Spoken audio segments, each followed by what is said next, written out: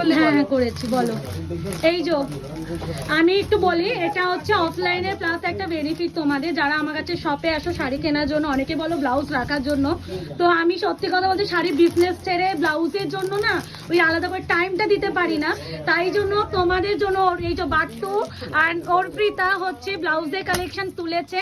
তো তুমি ব্লাউজ নিলে তুমি বলো কেমন লাগলো। জানি না ফার্স্ট কাস্টমার কিনা, হ্যাঁ। বাট আমি এই প্রথম ওদের এনকারেজ করার জন্য নিয়েছি। ট্রাস্ট মি, আমার ভীষণ পছন্দ, যে খুব সুন্দর মানে ডিজাইনার, আর সত্যি কথা বলতে রিজনেবল প্রাইস। Thank you. তো আমার ওদেরকে ভীষণ শুভেচ্ছা।